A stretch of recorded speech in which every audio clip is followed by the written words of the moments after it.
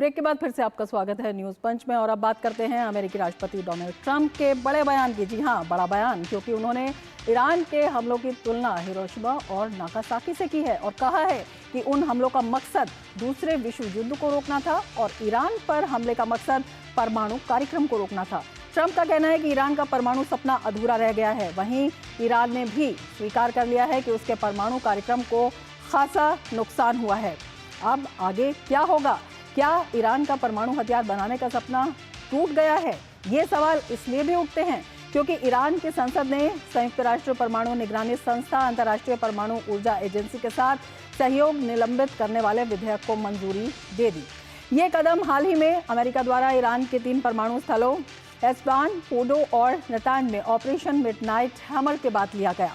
सत्र में उपस्थित 223 प्रतिनिधियों में से 221 ने पक्ष में और 1 ने विपक्ष में और 1 ने मतदान में भाग नहीं लिया। ईरान ने कहा कि उसे अपनी संप्रभुता, हितों और लोगों की रक्षा करने का पूरा अधिकार है। इस बिल के अनुसार अब आईएईए की किसी भी प्रकार की जांच के लिए ईरान के सुप्रीम नेशनल सिक्योरिटी काउंसिल से अनुमति लेनी होगी। इसी बीच ट्रंप की तरफ से ऐलान किया कि अगले हफ्ते ईरान से न्यूक्लियर वार्ता होगी और इस वार्ता में क्या कुछ निकलकर सामने आता है, ये देखने वाली बात होगी। करेंगे इसकी चर्चा अपने संवाददाता से, लेकिन उससे पहले हम आपको बताते हैं कि क्या कुछ कहा अमेरिकी राष्ट्रपति ट्रंप ने।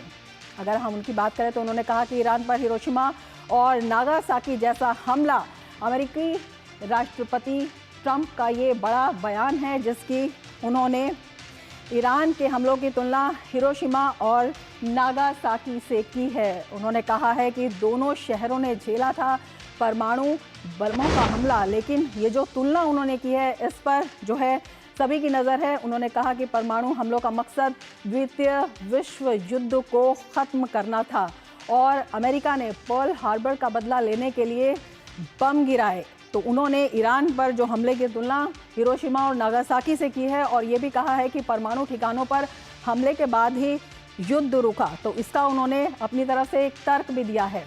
उन्होंने ये भी कहा कि ईरान को परमाणु हथियार बनाने से रोक दिया गया है, यानी कि जो ईरान का परमाणु कार्यक्रम है उस पर वार किया गया है और 22 जून को ईरान के परमाणु ठिकानों पर बम गिराए गए इसी परमाणु कार्यक्रम को रोकने के लिए। साथ ही ट्रंप ने यह भी कहा है कि ईरान का परमाणु सपना अधूरा रह गया है। और इसके साथ ही अगर हम बात करें ईरान की, तो ईरान ने भी सच को कबूल कर लिया है। ईरान ने कहा है परमाणु ठिकानों पर हुए नुकसान को जो आकलन है वो कर लिया गया है और ये नुकसान हुआ है और इसकी स्वीकारोक्ति जो है वो ईरान ने कर ली है। अमेरिकी हमलों में परमाणु ठिकानों को खासा नुकसान हुआ है। ईरान ने ये स्वीकार कर लिया है, ये सच कबूल किया है और ये ईरान के विदेश मंत्रालय के प्रवक्ता ने इसकी पुष्टि भी कर दी है। हालांकि विस्तृत जानकारी देने से ईरान ने इनकार कर दिया है, लेकिन सच स्वीकार कर लिया है। साथ ही मीडिया को भी मौके पर जाने की इजाज़त नहीं दी है।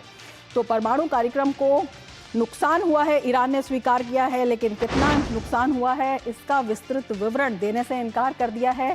साथ ही अगर हम ट्रंप की बात करें तो उन्होंने कहा है कि अमेरिकी हमलों से न्यूक्लियर प्रोग्राम को नुकसान पहुंचा है, ये दावा किया है और ये भी कहा है कि ये पूरी तरह से विनाशकारी हमला था और जो उन्होंने लक्ष्य साधा था उसको पूरा कर लिया गया है। साथ ही CIA की अगर हम बात करते हैं तो उन्होंने कहा है कि ईरान की जो न्यूक्लियर क्षमता है वो कई साल पीछे चली गई है। इजरायली एजेंसी की बात करें तो इजरायली एजेंसी का कहना है कि ईरान की परमाणु तैयारी जो है वो वर्षों पीछे चली गई है। और UN प्रमुख की बात करें तो उन्होंने कहा है तकनीक और ज्ञान अब भी ईरान के पास है।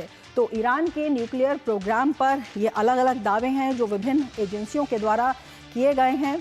और साथ ही अमेरिकी राष्ट्रपति ट्रंप जो उन्होंने कहा, जो उसकी तुलना हिरोशिमा और नागासाकी से की, वो अपने आप में काफ़ी अहम हो जाती है। और हमारे संवाददाता अखिलेश सुमन इस वक्त हमारे साथ जुड़े हुए हैं और ज़्यादा जानकारी के साथ।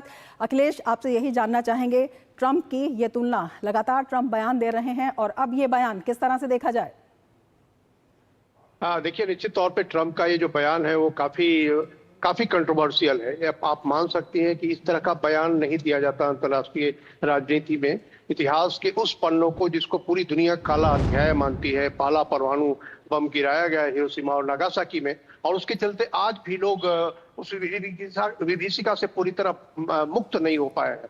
आज भी लोग उसके पीड़ित लोग, आज भी उनका जो वंश है, उनके खानदान तक वो चला रहा है उस रेडियो एक्टिविटी का रोग। और ऐसे में डोनाल्ड ट्रंप ने जो बात कही है, तो ये बात कुछ लोग कहते हैं कि बहुत इंसाफ गोई उन्होंने बरती है, लेकिन कुछ लोगों का ये भी कहना है कि देखिए, ये जो ईरान का मामला है और जो जापान का मामला है, बिल्कुल अलग अलग किस्म का मामला था।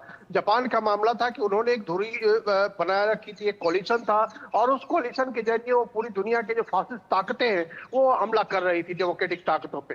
दूसरी तरफ ईरान का जो है, ईरान की एक अकेले लड़ाई थी, और ईरान अकेले उसका एम्बिशन था कि वो परमाणु बम बनाए या परमाणु हथियार बनाए। हालांकि ईरान लगातार इस बात से इनकार भी करता रहा कि वो कोई परमाणु हथियार बना रहा है, इसलिए दोनों की तुलना नहीं की जा सकती। लेकिन एक चीज समान है कि अमेरिका ने ही नागासाकी और हिरोशिमा में बम चलाया, और आज अमेरिका ने ही जो है वो ईरान के अंदर जो परमाणु तैयारी थी, उस परमाणु तैयारी पर बम गिराकर उससे नेस्तनाबूद करने का दावा किया है।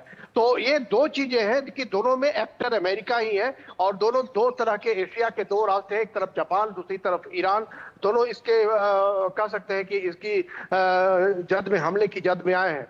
अब डोनाल्ड ट्रंप की ये जो बात है, डोनाल्ड ट्रंप की बात इस कई बार क्षुब्धता से भी उभरती है कि देखिए, अमेरिका की कई एजेंसियां यह कह रही थी कि ईरान का जो पूरा परमाणु कार्यक्रम है पूरी तरह खत्म नहीं हुआ है। अभी जो बिल्कुल पूरी तरह से खत्म नहीं हुआ है, आगे भी इस पर कई सवाल खड़े होते हैं और अगले कार्यक्रमों में जानकारी लेते रहेंगे। फिलहाल शुक्रिया अखिलेश, पूरी जानकारी के साथ।